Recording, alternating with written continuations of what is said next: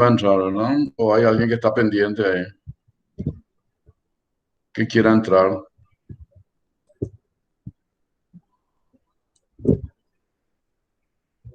No sé, profe.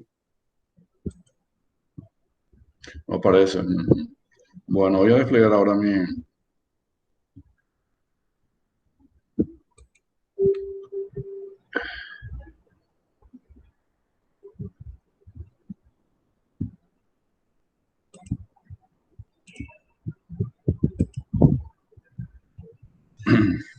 Ahí ya ven la pantalla, ¿verdad? Sí, profe. Muy bien, hoy vamos a hablar vamos a comenzar hablando de desarrollo vegetal.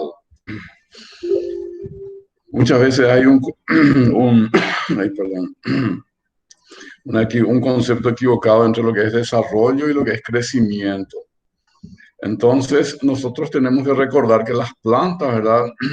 Pasan por varias fases, desde la formación del embrión, ¿verdad? Hasta que llegue a la muerte. Entonces, pasa por diferentes etapas, desde la formación del embrión, ¿verdad? La unión de las células sexuales.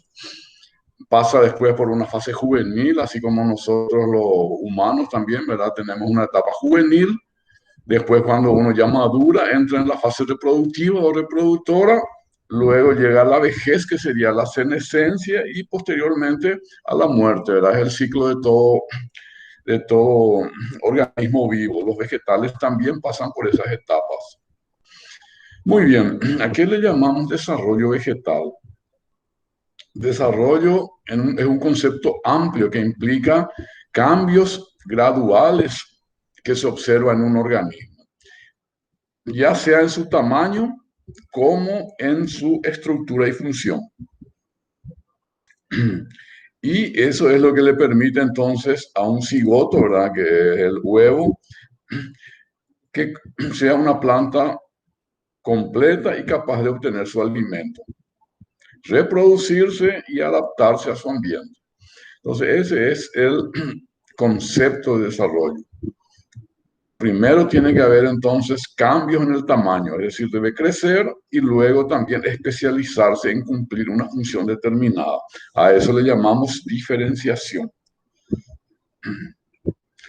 Muy bien, ¿a qué le llamamos crecimiento? Una planta está en crecimiento cuando hay cambios cuantitativos, es decir, en cantidad, ¿verdad? En el interior de la planta. ¿Y qué es lo que implica el crecimiento? Aumento del tamaño de una célula o la masa de una célula. A eso le decimos, una plántula está en crecimiento cuando aumenta de altura, aumenta el tamaño de las hojas, ¿verdad? Ese es crecimiento, son cambios cuantitativos en cantidad. Mientras que el crecimiento entonces es una característica importante, que el aumento es irreversible, es decir, una vez que haya crecido, una planta ya no puede volver a reducir su tamaño. Y más bien entonces es cuantitativo. Para que una planta pueda crecer, entonces, ¿qué se requiere? En primer lugar, es necesario que haya una división celular y luego que esa célula aumenta de volumen, es decir, tenga una expansión celular. El segundo componente del desarrollo es la diferenciación. ¿A qué le llamamos diferenciación? Son cambios ya cualitativos que tienen lugar en la planta durante el desarrollo. Acuérdense que crecimiento eran cambios cuantitativos, era aumento en el tamaño y en el volumen. En este caso es cualitativo la diferenciación y se refiere a una especialización que puede tener una célula determinada. Por ejemplo, una célula, ¿verdad?, puede hacer fotosíntesis, una célula puede almacenar sustancias de reserva. A esos procesos, entonces, que ya son especializaciones, son los cambios cualitativos que ocurren en el interior de una célula.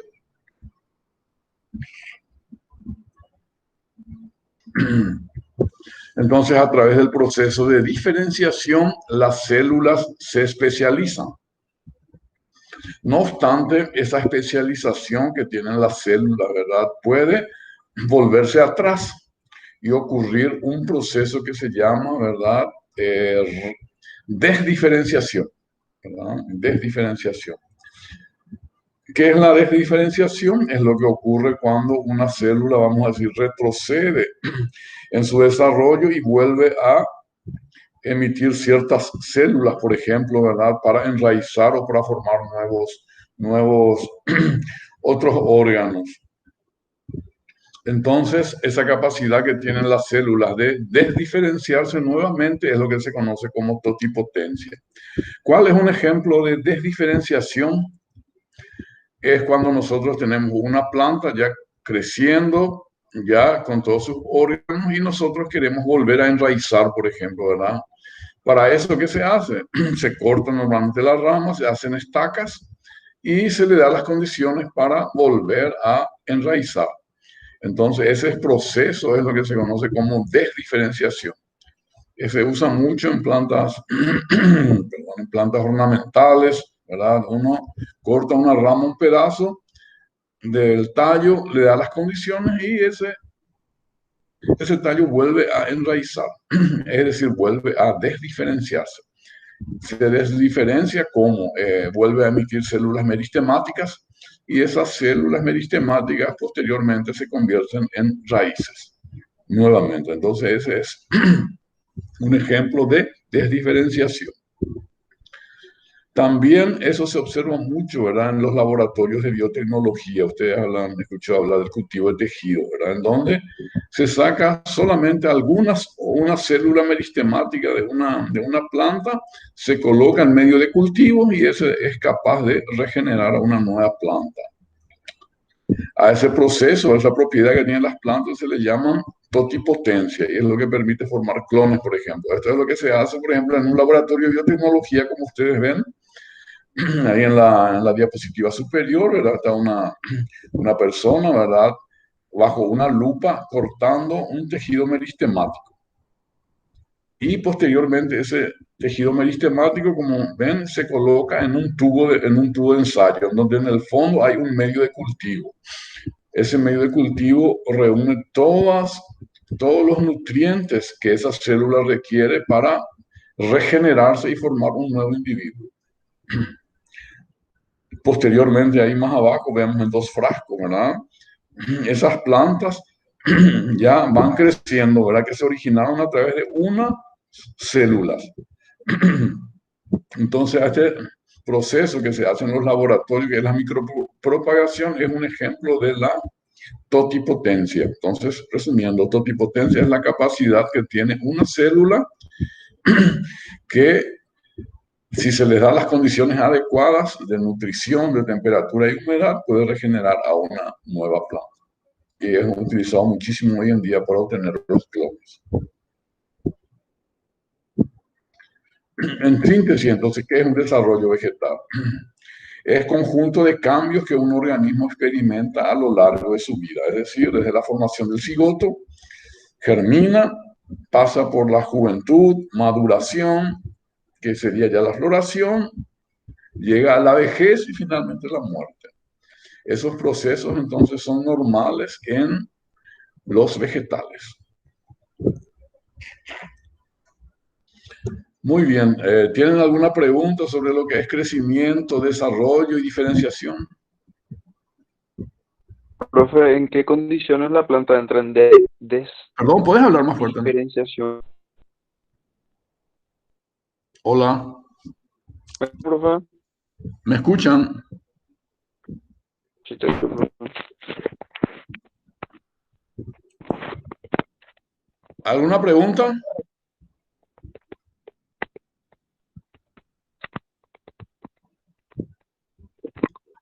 ¿No hay preguntas? Creo que quedó muy claro, profe.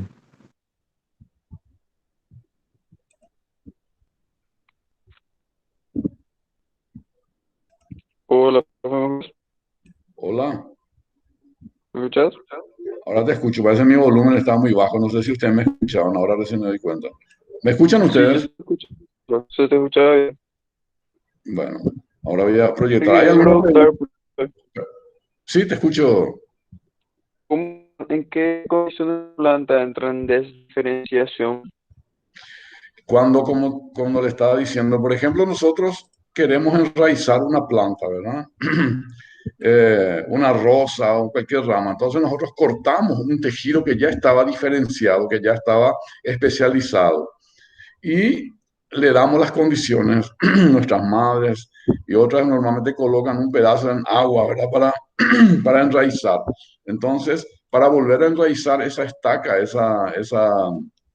ese tejido que ya estaba maduro, nuevamente tiene que emitir tejidos meristemáticos, ¿verdad? Tejidos de crecimiento, que no es como ustedes ahora deben saber, los tejidos meristemáticos son tejidos que todavía no están diferenciados, significa que todavía no están especializados, ¿verdad? Entonces, al darle las condiciones, un tallo vuelve a crecer, a formarse callos, ¿verdad? Que son engrosamientos que se forman constituido por células meristemáticas y esas células meristemáticas posteriormente se convierten otra vez en raíces, ¿verdad? Y le permite a la estaca, ¿verdad?, formar una nueva planta, ¿verdad? Ese es un ejemplo típico de desdiferenciación. Desdiferenciación igual nuevamente se diferencia. También lo que se hace, por ejemplo, cuando se planta caña de azúcar o mandioca. No sé si ustedes alguna vez ya vieron cómo se planta la caña de azúcar.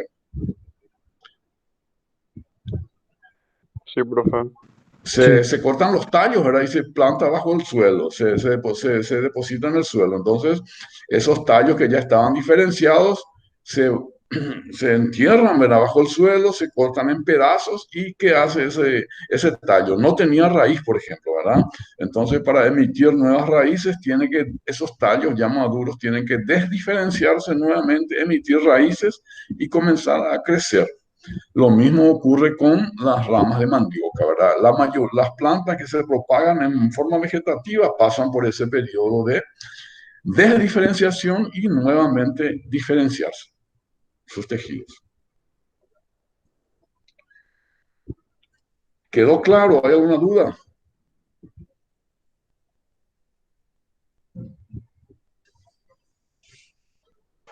Quedó claro, profe. Gracias.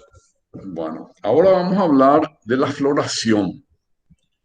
Ustedes van a ver que las plantas florecen en una época determinada, ¿verdad? Normalmente ahora en el invierno, primavera, florece el lapacho, por ejemplo, ¿no es cierto?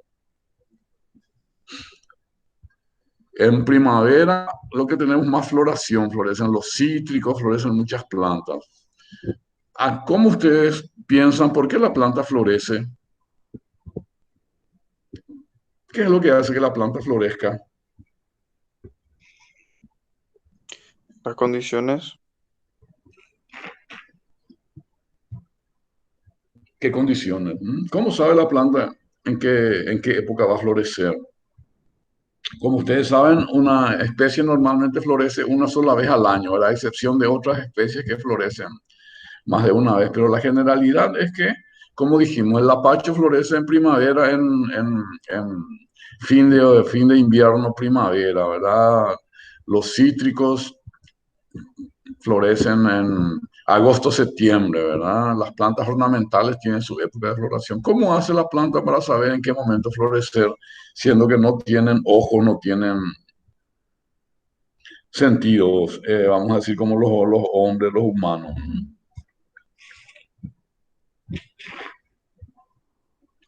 ¿Se pusieron a pensar ya alguna vez? No, profe. Bueno, vamos a hablar entonces la, cómo es que la planta detecta en qué momento va a florecer. Y antes de avanzar, nosotros tenemos que recordar, ¿verdad?, que dos factores ambientales cambian a lo largo del mes, del año, perdón, ¿verdad? Que son la temperatura y que más cambia a lo largo del año.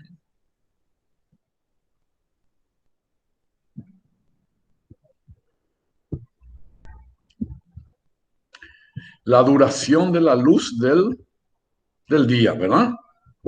Ahora, por ejemplo, los días son cortos, ¿verdad? Muy temprano oscurece. Y allá por diciembre, enero, los días son mucho más largos. Entonces, esos factores, ¿verdad?, son importantes para que la planta pueda entender y saber, ¿verdad?, en qué momento florecer. Entonces, La floración es una parte del desarrollo, ya dijimos, se realiza en condiciones ambientales favorables, ¿verdad? ¿Y por qué ocurre eso? Porque como ustedes saben, la planta, ¿verdad? Posee dos tipos de meristemos. Uno, el meristemo apical, que le permite crecer en altura, ¿verdad? Y el otro, el meristemo apical, radicular, que le permite crecer formar nuevas raicillas, ¿verdad? Y en la parte aérea de la planta nosotros vemos que hay estructuras que se repiten constantemente y que son los fitómeros, ¿verdad? Que ya hablamos creo en la clase pasada, en una clase. La estructura de una planta, las estructuras básicas que se repiten en una planta, ¿verdad? ¿Qué son? Dijimos, una yema que está en las axilas de las hojas, un entrenudo que separa dos nudos entre sí, un nudo y una hoja. Esta es la estructura básica de un fitómero. Todas las plantas tienen esa estructura.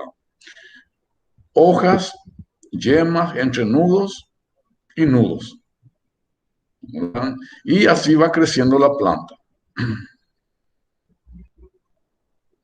Ahí tenemos la estructura de un fitómero. Entonces tenemos el nudo, tenemos la yema axilar que está protegida por la hoja y el entrenudo. Esa es cuando una planta está teniendo un crecimiento vegetativo. Acá podemos observar otra vez la yema apical, ahí donde dice MAC, MAC, ¿verdad?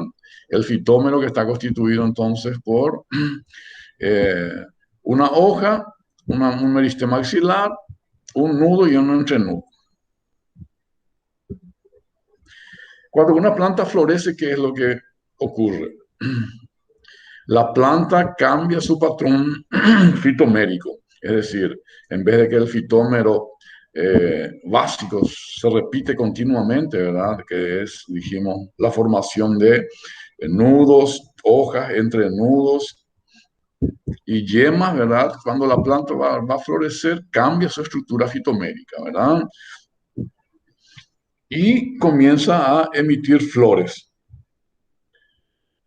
Esas flores aparecen, como ustedes saben, en las yemas axilares. Una yema que estaba preparada para formar nuevas ramas o nuevas hojas, ¿verdad? Se modifica entonces la estructura fitomérica y en vez de formar nuevas hojas, forman botones florales.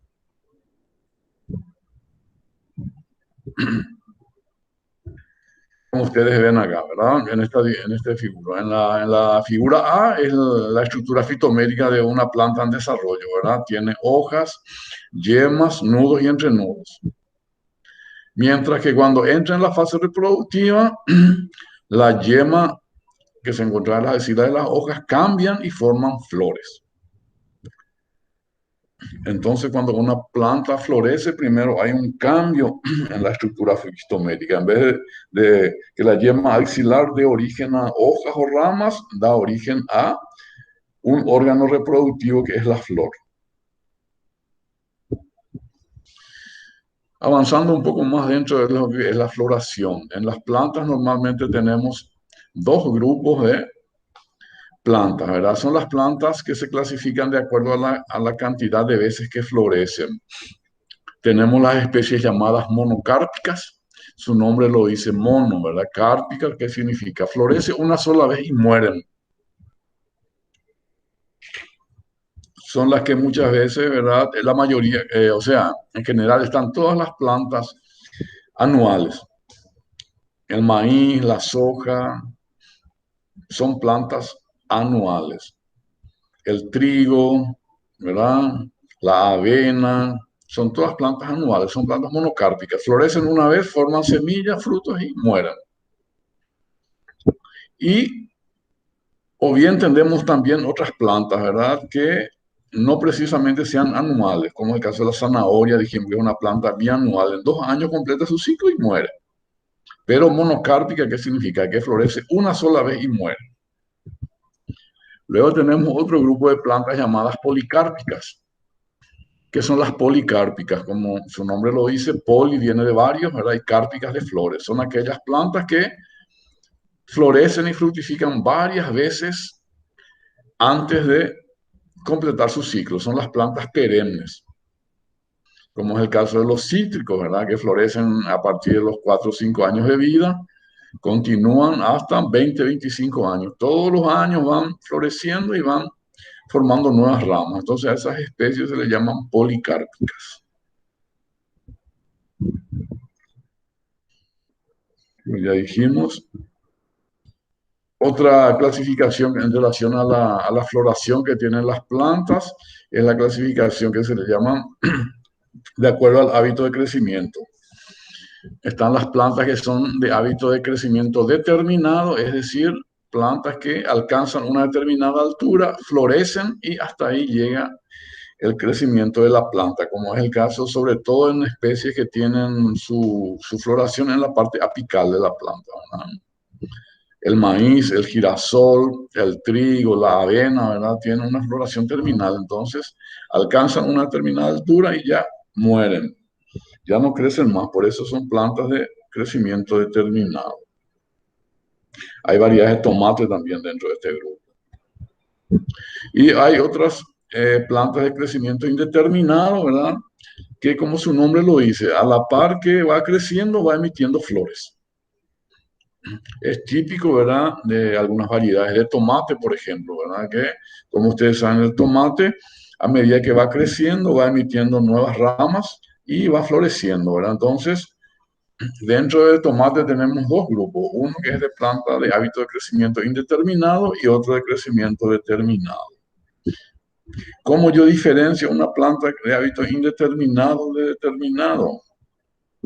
Las plantas de crecimiento indeterminado, la planta siempre termina en una yema vegetativa, es decir, en una yema que va a seguir creciendo. Mientras que una planta de crecimiento indeterminado termina en una flor. Y como ustedes saben, cuando la planta termina en una flor, su yema ya deja de crecer. Como es el caso del maíz, por ejemplo, ¿verdad? Tiene una floración terminal y ella no puede crecer más. Eso entonces es la clasificación de acuerdo al hábito de crecimiento, determinado e indeterminado.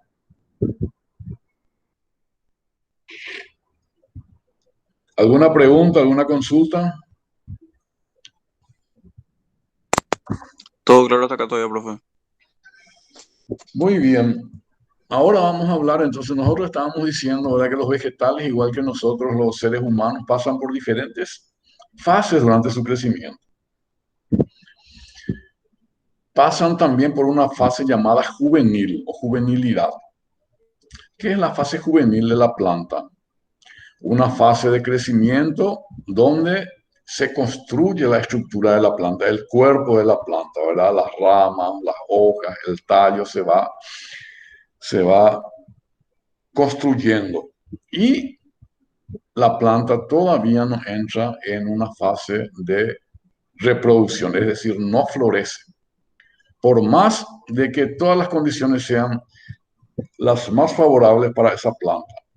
Entonces, en la fase juvenil, ¿qué es lo que ocurre? La planta va formando su esqueleto, vamos a decir, su estructura, y no florece. No está todavía en fase de reproducción. Ese es el periodo juvenil, ¿verdad?, que pasan las plantas. Con relación al periodo juvenil, entonces, ¿qué tenemos acá? Podemos observar el crecimiento de una planta, ¿verdad? Las dos primeras diapositivas que vemos, las dos primeras figuras, ¿verdad?, son plantas en fase juvenil, ¿verdad? Tenemos la planta, formación de hojas, dijimos formación del esqueleto, y el brote apical no se transforma todavía en flor. Más bien la planta está consolidando su crecimiento, ¿verdad? Y en la figura de C, ¿verdad?, ya tenemos una planta que pasó de la fase juvenil a la fase reproductiva y está floreciendo. Entonces, todos los vegetales pasan por esta fase juvenil, tienen una fase juvenil.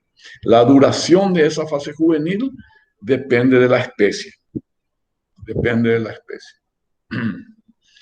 Y en algunos casos dura muy poco tiempo y en otros casos duran muchos años. Entonces, como las plantas en general que están en la fase juvenil se puede diferenciar de las plantas adultas por varios caracteres. Por ejemplo, en la fase juvenil la forma de la hoja de una planta puede ser todavía diferente a lo que es en la fase adulta.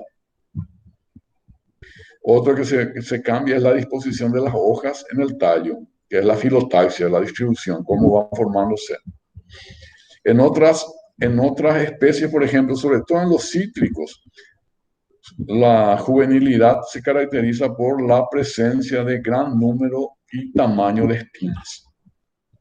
Eso se observa, por ejemplo, en las plantas de naranja, de pomelo u otra planta de cítricos que provienen de semillas que no son injertadas. Las plantas que no fueron injertadas tienen muchas espinas y espinas muy grandes. Mientras que una planta injertada que no pasa por esa fase juvenil carece de espinas. En otros casos también en la fase juvenil las plantas no tienen capacidad de enraizar bien. Y otro ya es más afinado, era la distribución de células epidérmicas. Entonces, hay diferentes formas de reconocer cuando una planta está todavía en la fase juvenil. Y la duración de la fase juvenil. En algunas especies dijimos que puede durar unos días o unas semanas. Y en otras especies, leñosas o mismas herbáceas, ¿verdad? Pueden durar 40 años, se considera. Todos conocen el bambú o tacuara, ¿verdad? ¿Conocen la planta del bambú o tacuara? Sí, Sí, profe. Esa planta, por ejemplo, florece una sola vez en su vida y después muere. Dijimos que es una especie monocárpica, pero para florecer demora aproximadamente 40 a 45 años.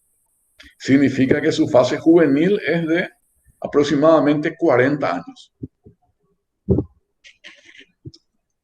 Otra especie muy común y conocida y que su fase juvenil dura mucho tiempo es el ágave americana, ¿verdad? Que se usa para extraer la tequila, ¿verdad? Esa planta florece una vez y muere, pero para florecer lleva unos 10 a 12 años. Entonces, la duración de la fase juvenil depende de cada especie. Puede durar muy poco tiempo o varios años.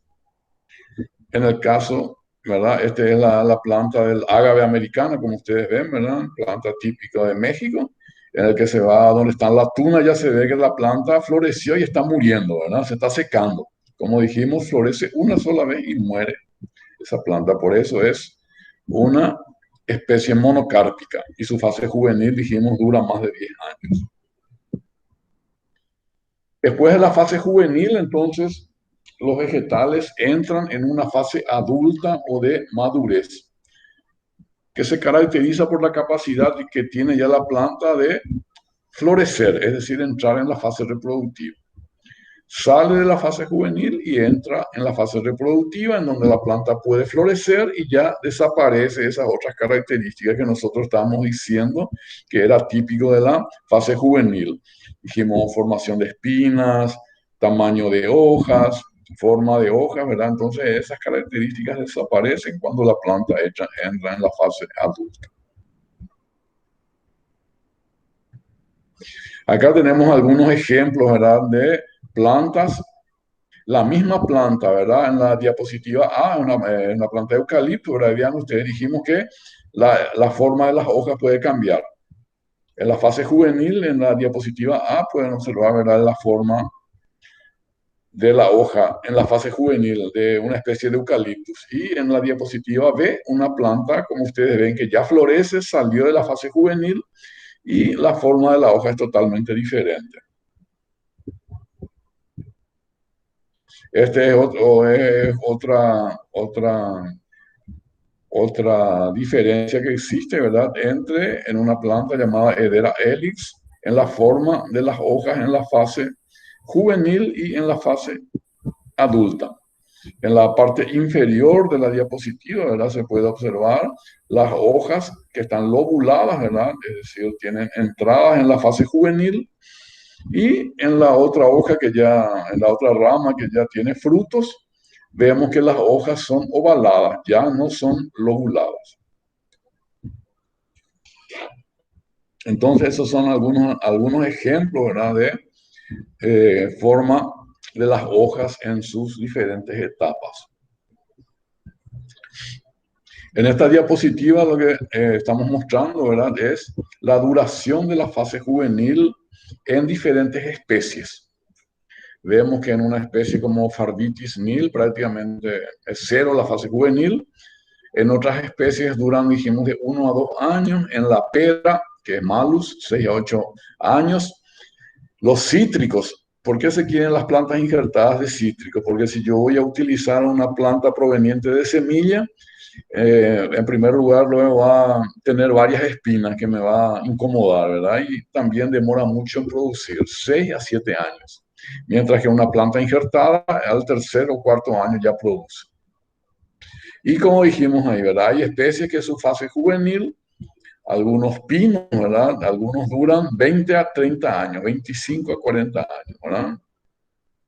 Entonces, dependiendo de la especie, la fase juvenil dijimos que dura muy poco tiempo y otros eran 30 a 40 años, para tener una idea. Muy bien, ¿por qué las plantas florecen? Ya adelantamos la primera etapa, porque a lo largo del año, ¿verdad?, dos factores ambientales varían. Dijimos la duración de la luz del día, que es el fotoperiodo, y está dado, ¿verdad?, por la duración de la luz y oscuridad. En esta época del año, por ejemplo, las noches son mucho más largas y los días se acortan. El otro componente ambiental es la temperatura, que sabemos también en nuestro país, ¿verdad? En el invierno baja la temperatura y luego aumenta. Muy bien. La variación en cuanto a la duración de la luz del día y la temperatura, como ustedes saben, es menor cuanto más uno se acerca al Ecuador. Al Ecuador, ¿verdad? Estamos hablando de la línea ecuatorial, ¿verdad? En donde la duración de la luz del día es prácticamente 12 horas de luz y 12 horas de oscuridad. Y por el otro lado, cuanto más nos alejamos del Ecuador, las diferencias entre la duración de la luz del día y de la noche se va haciendo mayor a medida que nos alejamos. Por eso nosotros solemos ver, ¿verdad? Muchas veces vemos que en la Antártica, ¿verdad?, por ejemplo, a las 10 de la noche, la luz del sol está nítido en algunas épocas del año. Significa que la duración del día en algunas épocas del año es muy superior a las 12 horas. Mientras que en el invierno, ¿verdad?, en general, la duración del día siempre es menor. Viéndonos ya a lo que es nuestro país, ¿verdad? La duración de la luz del día. Esos datos que ustedes observan ahí es la duración de la luz del día en nuestra facultad, en San Lorenzo. ¿Qué nosotros vemos? Que los meses con menor duración de la luz esos son promedios, ¿verdad? Está entre mayo, junio y julio. La duración de la luz del día es aproximadamente 10,3 horas, ¿verdad? Es decir, que tenemos cerca de 14 horas de oscuridad, de noche, ¿no? Luego, a medida que entramos en la primavera, la duración de la luz del día aumenta y llega a su pico máximo en promedio en el mes de diciembre, en donde la duración de la luz del día es en media 13,3 horas. Pasado el mes de diciembre, ¿verdad?, en donde entra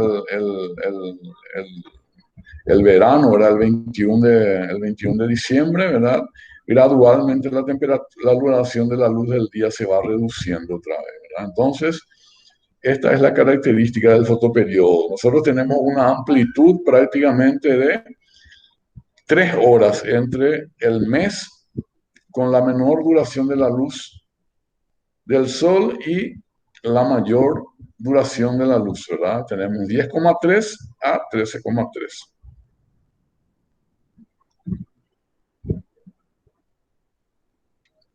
Entonces, al comenzar la clase les pregunté, ¿verdad?, ¿cómo hacen las plantas para florecer? Como la naturaleza es tan sabia, ¿verdad? Los vegetales desarrollaron ciertos mecanismos para... Ustedes tienen que saber que las plantas se dice que tienen relojes biológicos, ¿verdad? Que le permite detectar ciertas variaciones, por ejemplo, como la variación de la temperatura y fotoperiodo, de tal forma a que pueda florecer en el momento adecuado. Porque ¿qué va a pasar si una planta no florece en el momento adecuado? No va a llegar a formar semillas, ¿verdad? Y por lo tanto, la permanencia de esa especie en la tierra se puede ver, se puede ser afectado, ¿verdad? Entonces, los vegetales, a través de los procesos de miles de años que ha pasado, desarrollan mecanismos que hacen que florezcan en ciertas épocas del año en donde van a tener éxito, ¿verdad? Porque no es solamente florecer, sino también tienen que formar frutos y semillas, ¿verdad? Para que la especie pueda permanecer en la tierra. Entonces, esos dos factores son los que más afectan la floración: la temperatura y el fotoperiodo.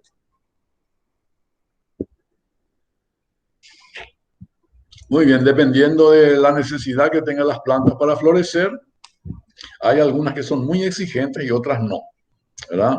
Entonces existen las especies llamadas con requerimientos absolutos o cualitativos.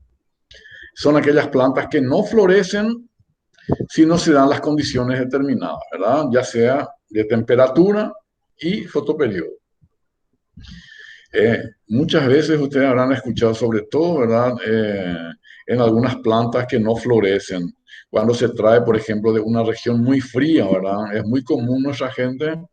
eh, Acá en nuestro país nosotros se importa durazno, por ejemplo, de Chile o de la zona sur de Argentina, ¿verdad? Que son frutas muy, muy buenas, muy lindas, ¿verdad? Entonces, muchas veces la gente, por decir, planta la semilla de esos frutos, pero nunca llegan a florecer.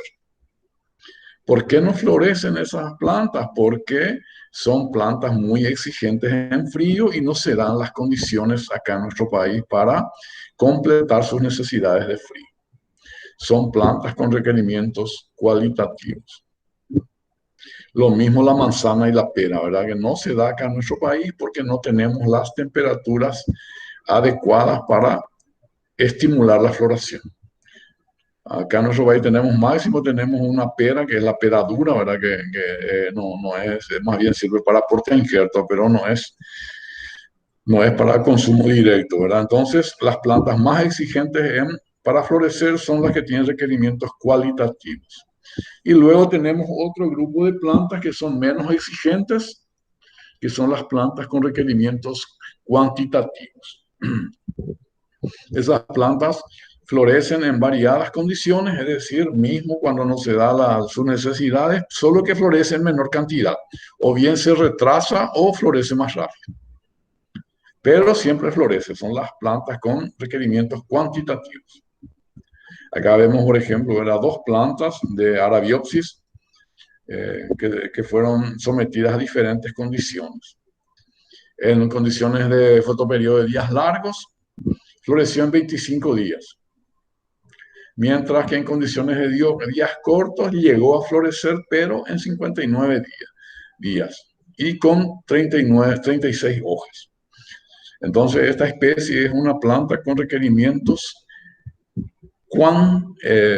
cuantitativos, es decir, cuanto mejor se dan las condiciones, florece más rápido, y cuando las condiciones no son adecuadas, demoran más, pero siempre florece. ¿Alguna consulta?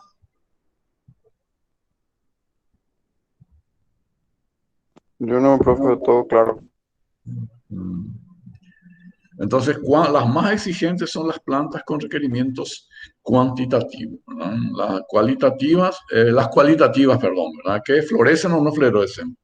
Todas las plantas con requerimientos cuantitativos, mismo si no se dan las condiciones, pueden llegar a florecer. Solo demoran más. Y también existen las plantas llamadas autónomos independientes. Son las que, como ustedes saben, no depende del fotoperiodo para florecer. Como vamos a ver con el caso del tomate, por ejemplo. Ustedes van a ver el tomate que se planta acá en nuestro país durante todo el año, ¿verdad? ¿Por qué? Porque no depende del fotoperiodo. Son plantas que florecen una vez que alcanzan un determinado desarrollo. Entonces, ¿qué es fotoperiodismo? Fenómeno que presentan las plantas en donde muchas especies vegetales, ¿verdad? Florecen, pasan de una fase vegetativa a la fase reproductiva en función a la duración de la luz del día.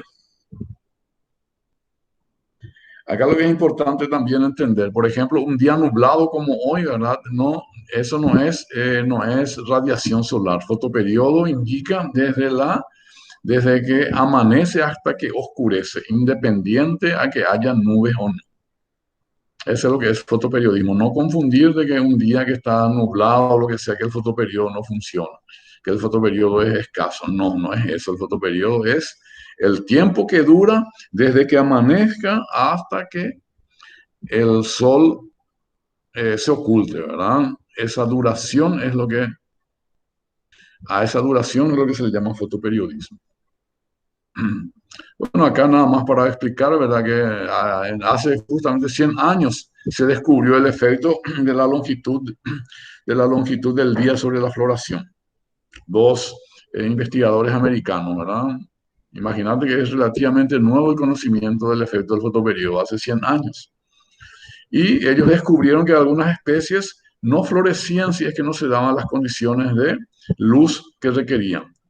No florecían y la planta crecían indefinidamente en condiciones, por supuesto, esto de invernadero, era como eh, si se le daba otro tipo de fotoperiodo, las plantas crecían indefinidamente. Se les tenía que suministrar la cantidad de luz que necesitaban para poder florecer. Y específicamente estas investigaciones realizaron con tabaco y con soja.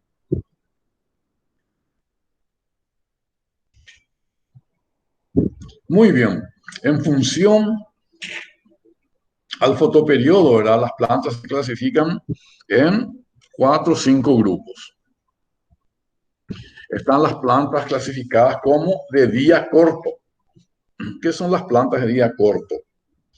Es importante mencionar que nosotros no podemos decir que una planta de días cortos necesitan 10, 11, 12 o 13 horas de luz. Las plantas se clasifican en función al fotoperiodo, ¿verdad? Cada especie tiene una longitud crítica que requiere para florecer. Entonces las plantas de día corto florecen cuando la longitud del día es inferior a cierta longitud que cada especie tiene.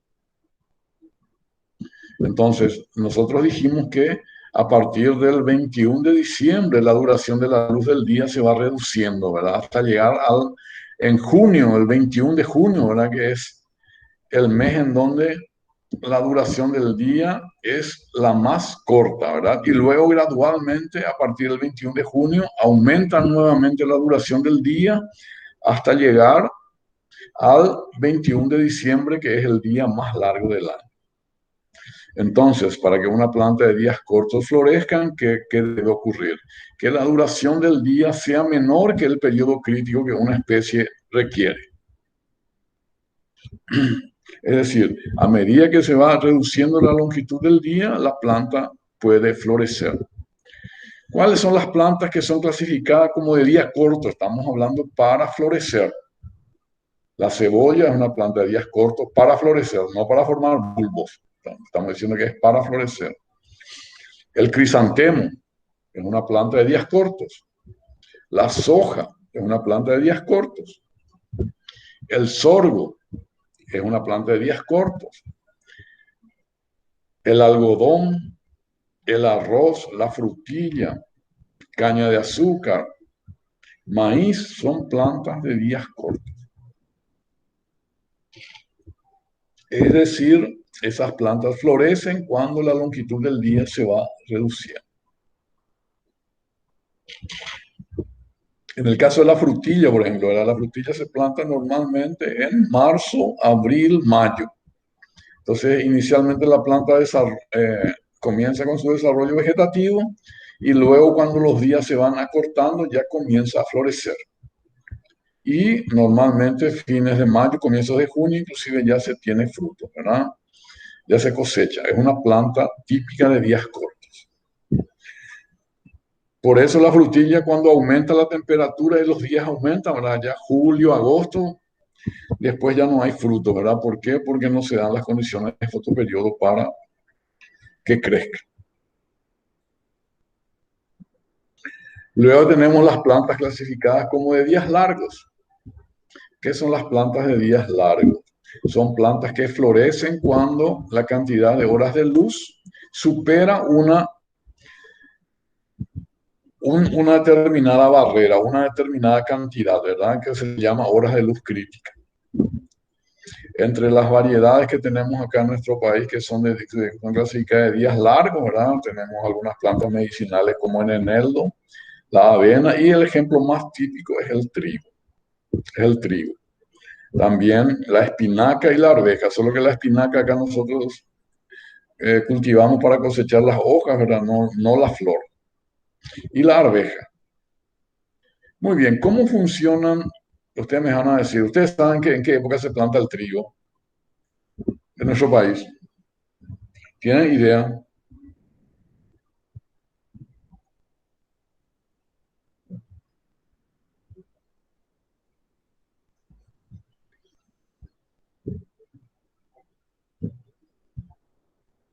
Yo por lo menos no estoy seguro, profe. Muy bien, el trigo se planta acá en nuestro país en el invierno, abril, mayo, junio, ¿verdad? Pero por eso les dije, lo que tenemos que entender es de que, por ejemplo, se planta en el invierno, pero es de días largos. ¿Por qué es de días largos? Porque yo les estaba diciendo que las plantas de días largos perciben que a partir del 21 de junio la duración del día va aumentando. Entonces, por eso, ¿verdad? El trigo, por ejemplo, se plaga en el invierno, se planta, se siembra en el invierno, pero es de días largos, porque florece cuando la duración del día comienza a aumentar nuevamente, cosa que ocurre, dijimos, a partir del 21 de junio. Por eso es una planta de días largos. Y la soja, como ustedes ven, es una planta de días cortos. Se planta en octubre, noviembre, dependiendo de la zona, ¿verdad? Y ellos florecen cuando la duración del día se va acortando. Esa es la forma en que la planta responde al fotoperiodo. Después tenemos otro grupo, el tercer grupo de plantas que dijimos que no, que son insensibles al fotoperiodo. Es decir, plantas que florecen en cualquier condición, días largos o días cortos. Esto es una gran ventaja que si la planta es neutra o indiferente al fotoperiodo, porque se puede cultivar en cualquier época del año, ¿verdad? No estamos dependiendo del fotoperiodo. Y el ejemplo típico, ¿verdad?, de las plantas indiferentes que se cultivan todo el año, ¿cuáles son? Tomate, pepino, girasol, avilla y también hoy en día a través del mejoramiento genético algunas variedades de maíz. El pimiento también, ¿verdad? El locote son plantas entonces que no son sensibles al fotoperiodo y esto permite cultivar todo el año. En el caso del tomate, por ejemplo, ¿verdad? Su limitante no es el fotoperiodo, su limitante puede ser la helada, por ejemplo, que es un factor que eventualmente se puede controlar, ¿verdad? Pero la floración no es afectada por las bajas temperaturas. Las heladas sí le afectan, pero eso es otra cosa. Nosotros dijimos de que fotoperiodismo le llamamos a la respuesta de la planta a la floración.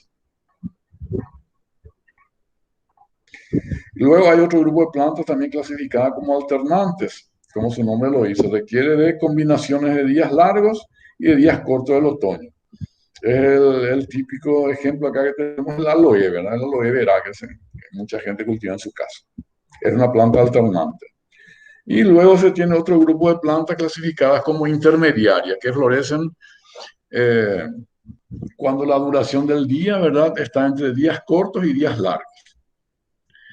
Y un ejemplo de este grupo de plantas es la caña de azúcar, que acá en nuestro país normalmente florece en abril-mayo, ¿verdad? Entonces, estas son plantas intermedias. Acá podemos observar en esta diapositiva una planta de día largo. ¿Cuándo florece? Dijimos que florece cuando el fotoperiodo es mayor que cierta duración de la luz del día. Cuando no alcanza ese fotoperiodo, ¿qué ocurre? La planta, como vemos, ¿verdad? Ahí en ese mismo cuadro no florece, se mantiene en forma vegetativa. Una planta de día neutro, ¿qué dijimos? Florece en cualquier condición, no le afecta al fotoperiodo. Una planta de día corto, ¿qué dijimos? Una planta de día corto, dijimos soja, algodón, arroz, ¿verdad? ¿Qué necesitan? El fotoperiodo debe ser menor que cierta cantidad de horas por día para que pueda florecer. Si el fotoperiodo, la duración de la luz es mayor que cierto número de horas de día, la planta se mantiene en forma en la fase vegetativa. Y una planta de día intermedio florece solamente cuando las condiciones son ideales, está entre días largos y días cortos. Cuando el fotoperiodo es mayor o menor de lo que requiere, no florece. Entonces, esa es la forma en que la planta responde al fotoperiodo. ¿Alguna consulta? ¿Se entiende que es una planta de día largo, de día corto, de día neutro? Sí, profe, súper claro. Muy bien, eso es muy importante porque, como dijimos, ¿verdad? La época de cultivo, por ejemplo, de una especie está muy relacionado con el fotoperiodo. Nosotros tenemos que conocer muy bien, ¿verdad? Sobre todo si la planta es sensible al fotoperiodo. Acá tenemos algunos ejemplos, ¿verdad? De plantas que dijimos, la cebolla requiere días cortos para florecer, crisantemos también, ¿no? Y la soja dijimos que es de día corto, el algodón, una serie de especies. Después tenemos plantas de día largo, lo que conocemos acá en nuestro país, el eneldo, el nabo, la arveja, el trigo. Y también podemos ver en esta figura de que en muchas especies, ¿verdad? Los requerimientos cambian en función al fotoperiodo. Es el caso de la cebolla. La cebolla, para florecer, como ustedes ven, es una planta de días cortos. Pero para formar bulbos es una planta de días largos. La cebolla, por ejemplo, ahora se está trasplantando en el lugar definitivo, ahora y se va a cosechar allá por septiembre, octubre. Entonces, por eso es una planta de días largos, porque en la primera etapa lo que hace la cebolla es formar hojas, ¿verdad? Eh, en donde se van a almacenar las sustancias de reserva y cuando comienza a alargarse los días, se forman los bulbos. Es lo mismo que la frutilla. La frutilla dijimos que para florecer requiere de días, ¿qué dijimos? De días cortos, ¿verdad? Y para formar estolones requiere de días largos.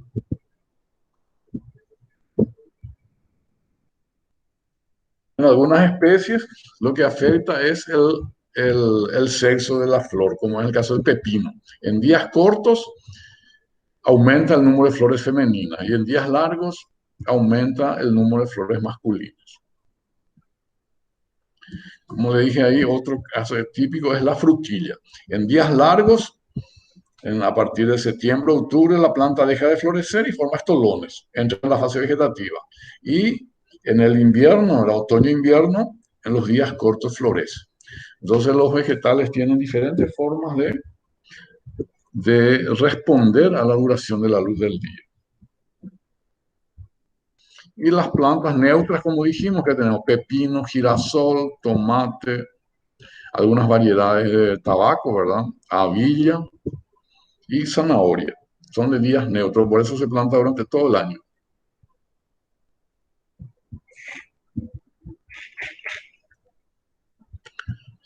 Muy bien, hay otro concepto también, ¿verdad?, que se desarrolla, que es el fotoperiodo crítico. Nosotros dijimos que cada especie, ¿verdad?, necesita de ciertas horas de luz para poder florecer.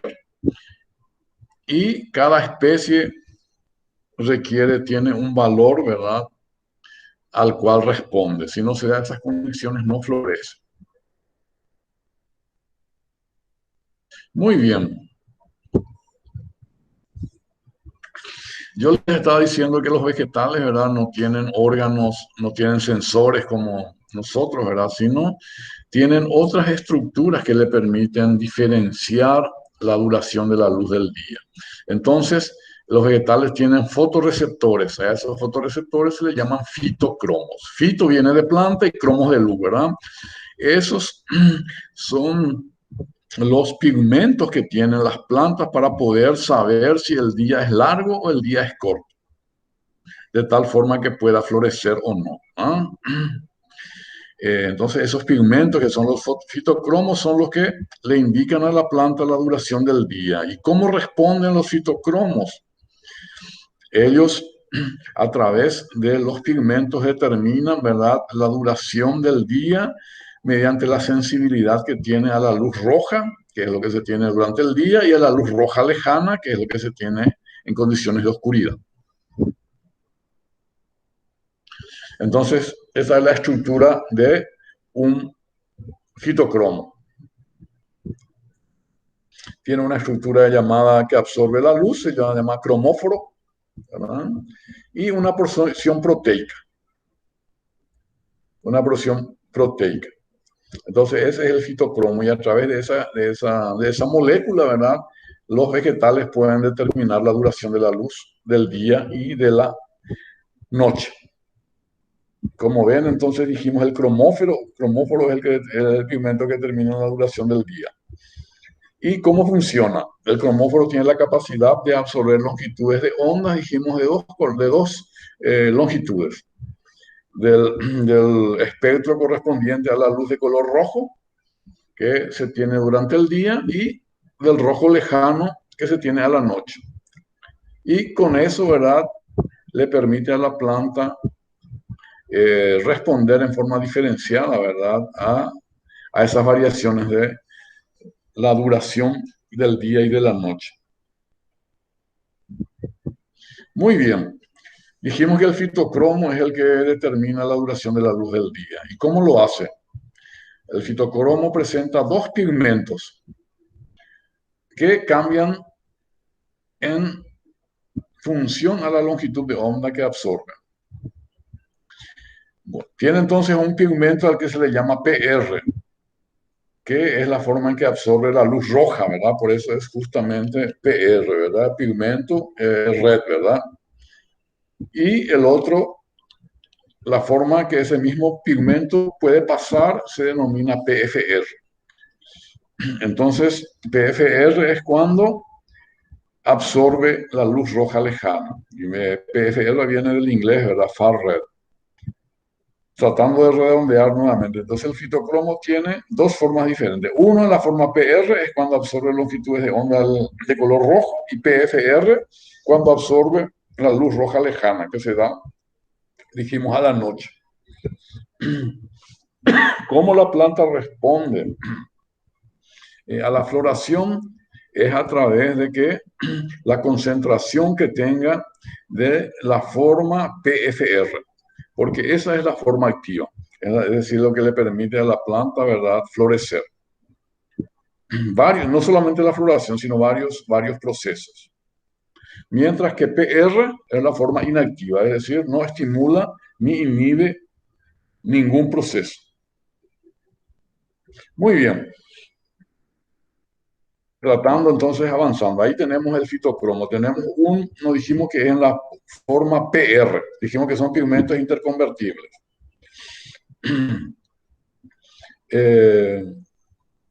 Cuando el pigmento PR, ¿verdad?, absorbe longitud de onda del espectro de 660 nanómetros que corresponde a la luz roja, se convierte en la forma PFR. Y cuando absorbe a la noche pigmentos de la longitud de onda del espectro de 730 nanómetros, ese pigmento PFR se convierte en PR.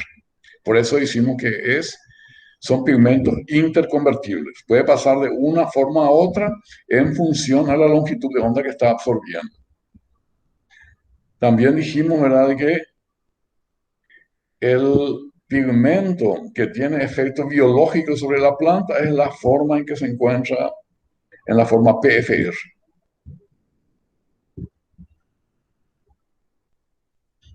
para observar nada más las longitudes de onda, ¿verdad? Lo que dijimos, ¿verdad? Dijimos que las plantas absorben esos pigmentos en dos longitudes, las formas de PR, que es 660 nanómetros, y PFR, que es en la forma de el rojo lejano de 730 nanómetros que se da en la oscuridad. Muy bien. ¿Cómo actúan los fitocromos?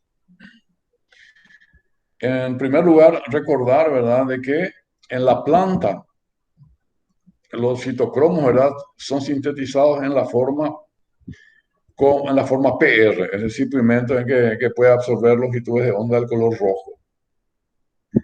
Y dijimos que esa es la forma estable pero inactiva, es decir, que no tiene ningún efecto fisiológico sobre la planta. La otra forma del fitocromo, que es PFR, que dijimos, es más inestable, ¿verdad? Cambia, ¿verdad? Pero es la que tiene efecto fisiológico sobre la planta.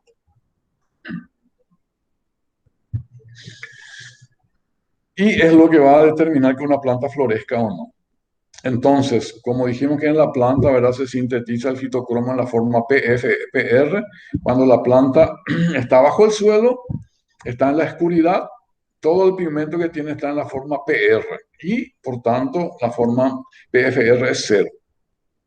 A medida que recibe la luz solar, va aumentando la proporción de PFR, ¿verdad? La forma PFR. Muy bien.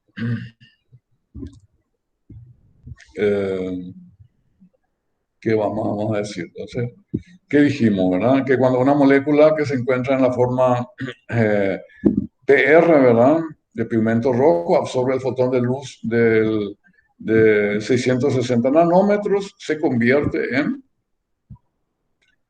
la forma PFR.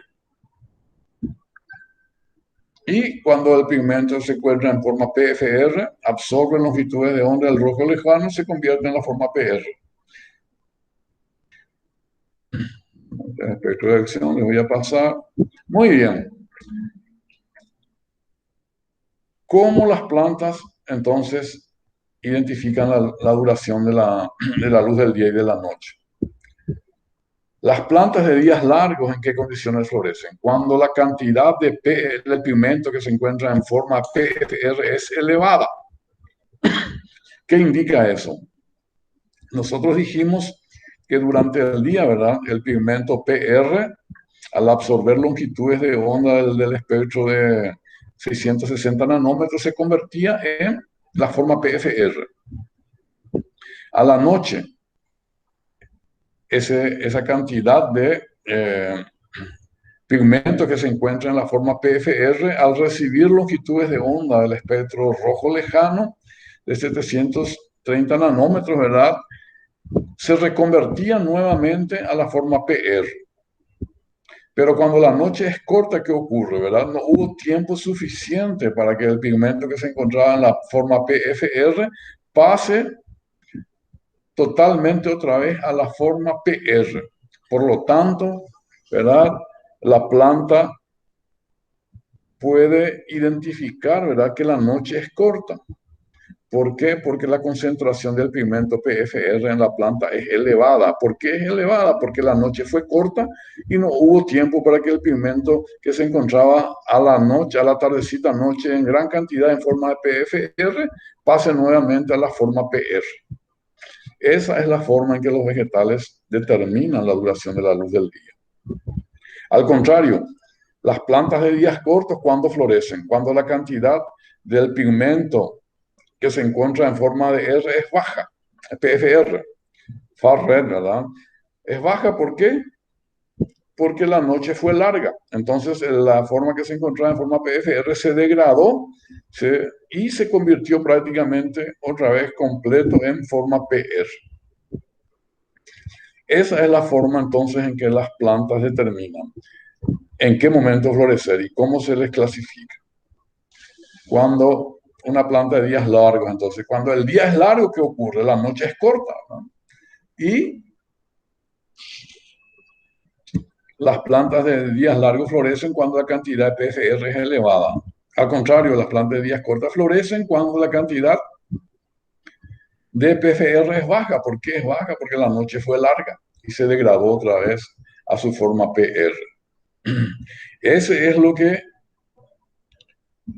a la planta entonces le indica en qué momento florecer, la concentración que tenga en la planta del pigmento en forma PFR, porque dijimos que el que tenía efecto biológico sobre la planta es el pigmento en forma PFR.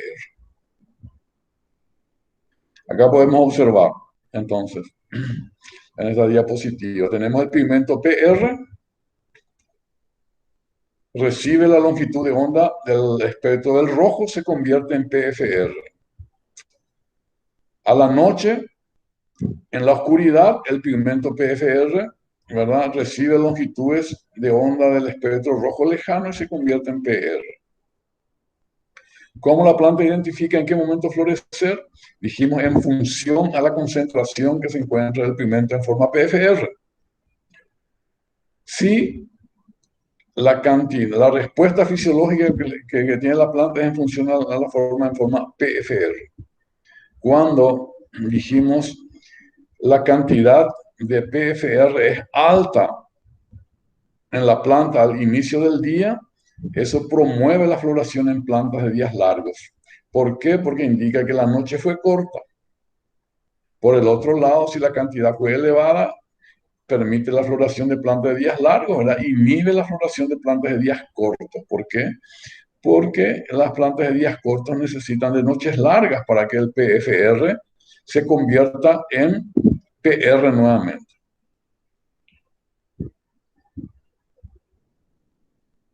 Eso es lo que ocurre entonces. Dijimos de que la respuesta biológica sobre las plantas se tiene del pigmento en forma de PFR.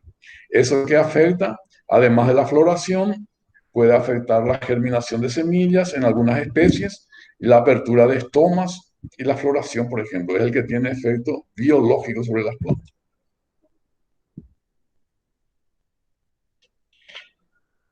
Entonces, es importante entender el que tiene más efecto en la floración de las plantas es la duración de la noche, porque a la noche ocurre la reconversión o no del pigmento de la forma PFR sobre la forma PR. Inclusive se han hecho investigaciones, ¿verdad? ¿Qué se ha hecho investigaciones? ¿En dónde? Para ver si el efecto, el que le permite a la planta florecer es la duración del día o la oscuridad. Entonces, ¿qué se ha hecho? Se ha sometido a las plantas, ¿verdad?, a tiempos de oscuridad, ¿verdad?, en condiciones de laboratorio para ver si afecta o no la floración de las plantas. Acá, por ejemplo, ¿qué se tiene, verdad? El color amarillo es la duración del día y el negro es la duración de la noche, ¿verdad? En una planta de días cortos, ¿qué requiere? Noches largas y días cortos. Sin embargo, en una planta de día corto, ¿verdad?, es suficiente a la noche, a mitad de la noche, un flash de luz, ¿verdad?, para que se rompa la noche, ¿verdad?, y la planta ya no florezca, ya no florezca. Mientras que en una planta de día largo, ¿verdad?, como ustedes ven, mismo en condiciones de noche larga, si a mitad de la noche se aplica una luz artificial, eso ya rompe la noche y pueden florecer. Este tema de plantas de días cortos o días largos, ¿verdad?, se usa mucho en el tema de la producción de crisantemo. Crisantemo es una planta de días largos. Sin embargo, para poder florecer, que para que no florezca en el invierno, por ejemplo, normalmente los productores lo que hacen es le aplican luz artificial. Desde la tardecita hasta por lo menos las 11, las 12 de la noche. Entonces, la planta no florece. ¿Por qué? Porque la planta piensa que la duración del día es mayor que lo normal y le permite cosechar en esta época entonces a los productores de crisantemo.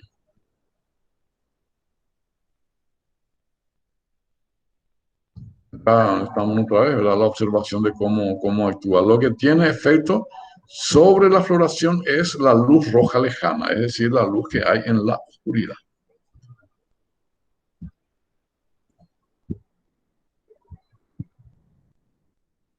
La misma cosa que ya vimos. Muy bien.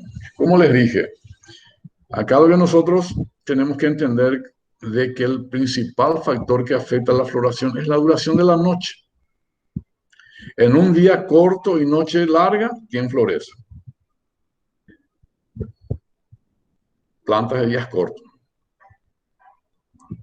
En un día largo y noche corta, ¿quién florece?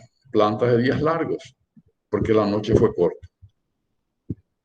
Si el día es largo y la noche es larga, lo que vale es la noche larga, entonces florecen plantas de días cortos.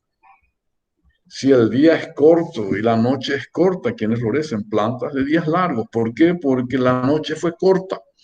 Acuérdense ustedes, entonces, siempre el que manda o el que determina la floración o no de una planta es la duración de la noche. Porque acuérdense, a la noche ocurre la reconversión del pigmento de la forma PFR a la forma PR.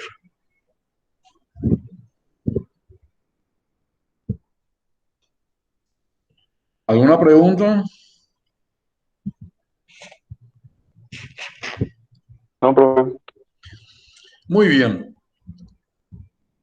Ahora, ¿qué órgano es el que le permite a la planta percibir la duración? ¿Dónde se encuentran los citocromos? ¿Cuál es el órgano que le permite a la planta percibir eh, la duración del día y de la noche? ¿Dónde se encuentran alojados, verdad, los citocromos? El órgano que le permite a la planta percibir la duración del fotoperiodo es la hoja. Es la hoja. No son las yemas, no son las yemas, son las hojas desarrolladas. Y es más, a través de investigaciones realizadas se ha comprobado que mismo si una sola hoja de una planta se somete a condiciones de fotoperiodo adecuado, ya es suficiente para que la planta florezca. Es decir, no hace falta someter a toda la planta a la exigencia fotoperiódica para que florezca, sino una sola hoja percibe la duración del fotoperiodo y ya esa información le transmite a toda la planta. Acá, por ejemplo, un trabajo que se hizo, una investigación, ¿verdad? En la diapositiva A que nosotros tenemos. Una planta que no florece, ¿verdad? Porque no está en condiciones de fotoperiodo adecuado. En la diapositiva B que observamos, toda la planta y solamente está el rectángulo, ¿verdad? Donde dice 2, ¿verdad? Solamente esa hoja fue sometida a condiciones de fotoperiodo adecuado a la planta. Y que nosotros observamos que el hecho de que una sola hoja haya recibido el fotoperiodo adecuado, ese estímulo ya le transmitió a toda la planta y florece toda la planta. Mientras que en la diapositiva C, ¿qué es lo que se hizo? Se le aplicó el fotoperiodo óptimo o ideal a la planta, pero en la yema apical, en la yema. Y que nosotros vemos una hoja todavía nueva, la yema apical, y mismo que se le dio las condiciones ideales de fotoperiodo, la planta no florece. ¿Verdad? Por lo tanto, entonces, el órgano que percibe y que recibe la inducción para que la planta florezca, para que perciba el fotoperiodo, es la hoja, una hoja madura, adulta, y no una yema.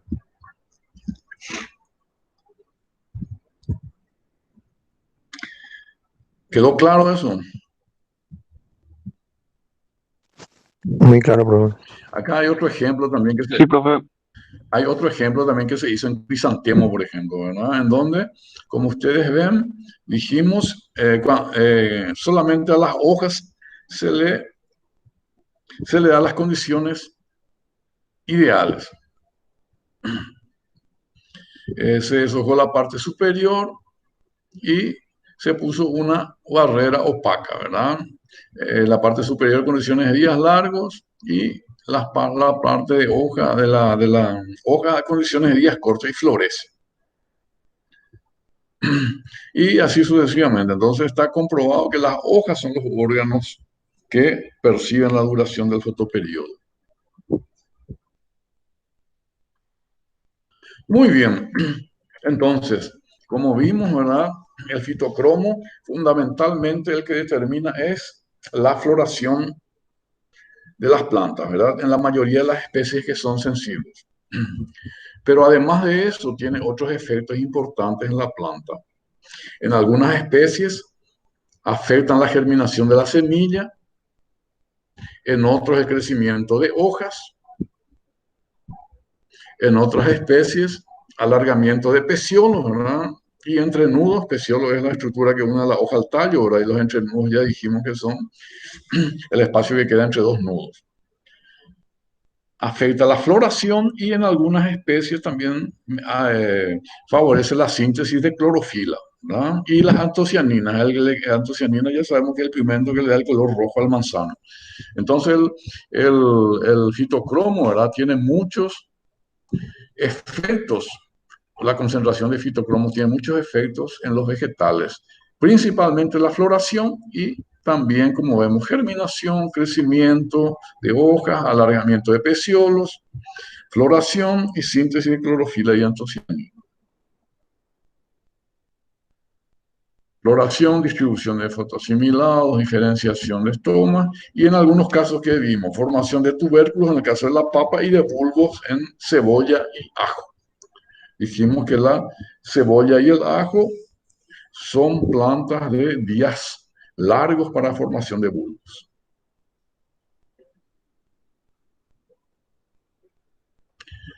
Muy bien. Para tratar de entender entonces la fase química del fotoperiodo, ustedes tienen que saber que, o habrán visto, ¿verdad? Que la mayoría de las semillas, para poder germinar, ¿qué se debe hacer? Debe quedar bajo suelo, ¿no? Se debe enterrar, ¿o no es cierto?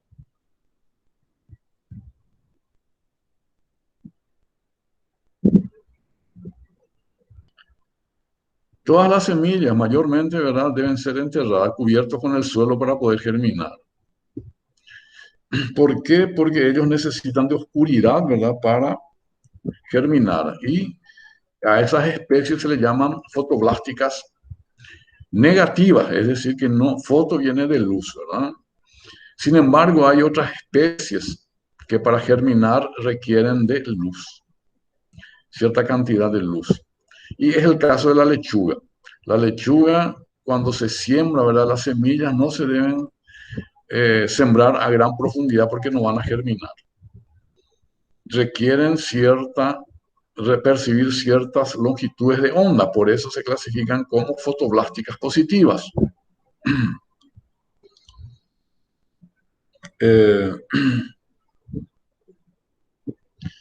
Entonces, en el caso de la otra planta que es fotoblástica positiva es el canji.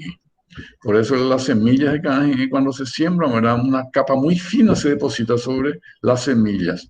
Tenemos que recordar que la luz, ¿verdad?, puede, según algunos estudios, ¿verdad?, pueden ingresar hasta 2 centímetros, un poquito más en el suelo. Por eso, ¿verdad?, estas semillas se cubren ligeramente con el suelo, igual germinan. Entonces se ha encontrado, ¿verdad?, en condiciones de laboratorio, ¿verdad?, de que lo que inhibe realmente la floración es el destello que recibe, ¿verdad? Se encontró entonces que en las plantas de fotoblásticas positivas sí reciben longitudes de onda del espectro de la luz roja lejana, no germinan, ¿verdad? Acuérdense que la luz roja lejana es a la noche. Mientras que si reciben espectro de luz de la longitud de onda del rojo, puede germinar, ¿verdad? Este es un experimento que se hizo, ¿verdad? En lechuga. Vean ustedes. Cuando se pone en la oscuridad las semillas, ¿qué ocurre? No germinan. Cuando sembradas en medio de cultivo, cuando reciben longitudes de onda del espectro del rojo, germinan. Si hacen una combinación, ¿verdad? Primero le aplican luz roja y el último, luz roja lejana, tampoco germina. Si se hace una combinación de rojo, rojo lejano y por último recibe longitudes de onda del espectro del rojo, germina. Y si se hace también la misma combinación, pero el que recibe, el último destello de luz que recibe es rojo lejano, no germina. Por lo tanto, acá queda claro de que el color rojo lejano es el que inhibe la germinación, en este caso, de las semillas de la semilla de la lechuga. Por eso decimos entonces que el fitocromo también afecta la germinación de semillas. Vean ustedes nada más cómo afecta la germinación de semillas, ¿verdad? Del tipo de iluminación en la oscuridad. Germina 20%, luz blanca 92%, cuando recibe la luz roja 98%. Y la luz roja lejana se recibe solamente 1%. Y después se hacen las diferentes combinaciones, pero en todos los casos, cuando el último destello de luz que recibe es el luz rojo lejano, la germinación es bajísima, entre 1 y 2%, mientras que si la última luz que recibe es el rojo, su germinación aumenta hasta 98%. Entonces, para entender nada más cómo afecta el fitocromo, ¿verdad?, a la germinación de las semillas. Muy bien. Creo que con esto terminamos.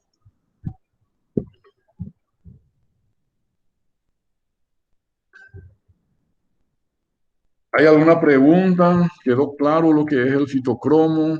¿Cómo afecta? ¿Cómo las plantas entonces perciben la duración de la luz del día? A través de los fitocromos. Y ese estímulo le permite a la planta entonces florecer. ¿Sí? Permite saber si el día es largo o el día es corto.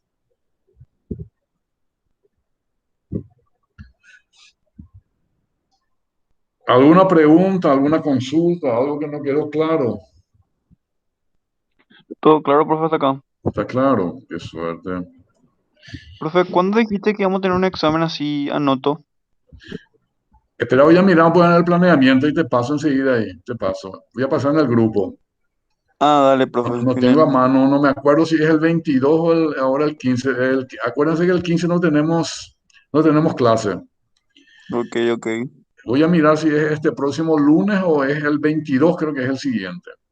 Enseguida Dale, paso al profe. grupo. Voy a mirar. Dale, profe. Dale, Bueno, vamos a estar en comunicación entonces. Que tengan un buen dale. día. Dale. Igualmente, Dale, profe. profe. Chao, Muchas chao. gracias. Bye, bye.